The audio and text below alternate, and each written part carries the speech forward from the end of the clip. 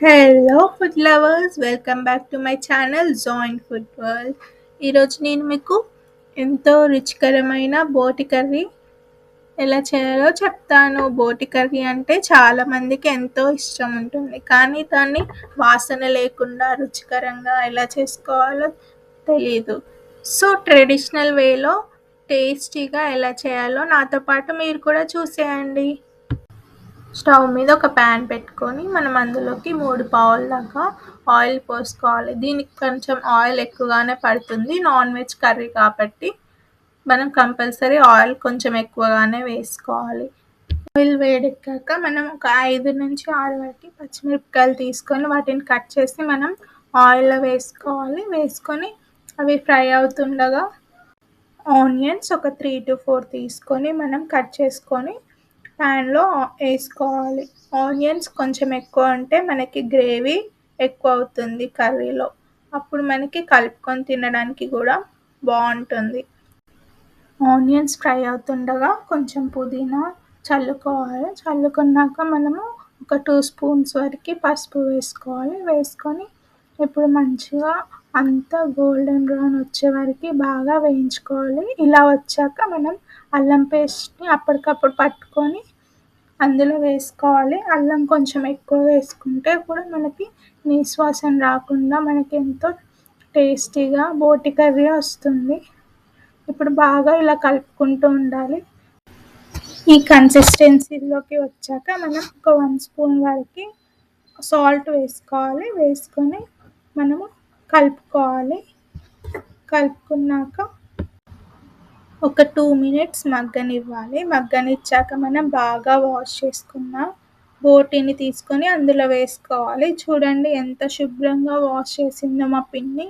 ఇలా ఎంతో శుభ్రంగా వాష్ చేయడం వల్ల మనకి బోటి కూర అనేది మనకి స్మెల్ రాకుండా ఉంటుంది. కర్రీ రెడీ అయ్యాక చూడండి బాగా వేడి నీళ్ళల్లో వేడి చేసుకొని ఆ బోటికి ఉన్న పైన గ్రీన్ లేయర్ని మనం మొత్తం తీసేయాలి. క్లీన్గా తీసేస్తేనే మనకి నీసు వాసన రాదు. ఇలా బోటి వేసుకొని మనం కలుపుతూ ఉండాలి. ట్యూబ్స్లో కూడా లోపల ఉన్నదంతా మనం వాటర్ పోసి అది రివర్స్ చేసుకొని మరి వాష్ చేసుకోవాలి. అప్పుడు మనకి బాగా క్లీన్ అవుతున్నట్టు బోటు. మ్యాక్సిమం మనకి ఎంత వీలైతే అంత బోటిని మనం క్లీన్ చేసుకోవాలి. ఇలా కలుపుకొని మూత పెట్టేసేయాలి. మూత పెట్టేసి మనము కనీసం ఒక 45 minutes అయినా దీన్ని అలానే ఉంచాలి. మధ్య మధ్యలో కలుపుతూ ఉండాలి. కలుపుతూ ఉండడం వల్ల మనకి ఏమైనా ఉంటే అడుగు అంటదు. మనం ఇలా మూత పెట్టుకొని మధ్య మధ్యలో కలుపుకుంటూ ఉండాలి.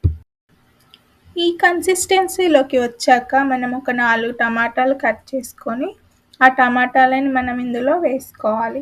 వేసుకొని మనం కలుపుకోవాలి. కలుపుకొని మూత పెట్టుకొని ఉడకనివ్వాలి. మధ్యలో 3 స్పూన్ల ధనియాల పొడి తీసుకోవాలి. తీసుకొని మనం అందులో వేసుకొని కలుపుకోవాలి. ఆ తర్వాత మనము ఒక స్పూన్ వరకు కారం వేసుకోవాలి. కారం కూడా మీకు తగ్గట్టు వేసుకోవాలి, కొంచెం ఎక్కువ ఉంటేనే బాగుంటుంది. వేసుకొని మనం కలుపుకోవాలి. ఆ తర్వాత కొంచెం సేపు ఉడికాక మనం ఇలా వచ్చాక మనం కొత్తిమీర వేసుకోవాలి. కొత్తిమీర వేసుకొని మనం కలుపుకోవాలి. కలుపుకొని ఒక 20 minutes వరకు ఉడకనివ్వాలి. ఉడకనిచ్చాక ఇలా అవుతుంది. అయినప్పుడు మనం దాంట్లో మటన్ మసాలా వేసుకోవాలి.